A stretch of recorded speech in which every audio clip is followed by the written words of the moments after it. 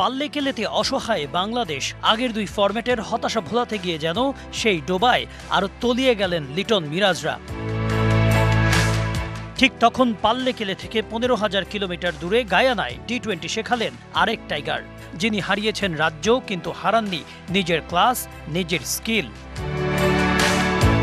Central স্ট্যাগসের বিপক্ষে তখন 108 তুলতেই 6 উইকেট হারিয়ে বিপাকে দুবাই ক্যাপিটালস। তখনই ব্যাট হাতে নেমে ঝড় তোলেন সাকিব আল হাসান। দুবার জীবন পেয়ে 34 বলে তুলে নেন অর্ধশতক, যেখানে ছিল 6টি 4, 1টি 6। তাতেই দুবাই ক্যাপিটালসের পুঁজি দাঁড়ায় 7 উইকেটে 165 রান। সাকিব অপরাজিত থাকেন 37 বলে 58 করে।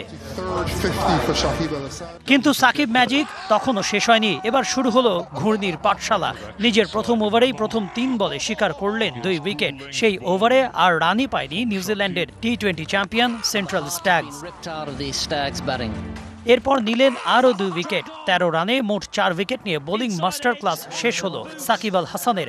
অনেকদিন পর যেন ফিরে এলো সেই চিরচেনা বিধ্বংসী অলরাউন্ডারের রূপ, যিনি এখনও এই ক্যারিয়ার সায়াহ্নে এসে বদলে দিতে পারেন একটি ম্যাচের গতিপথ।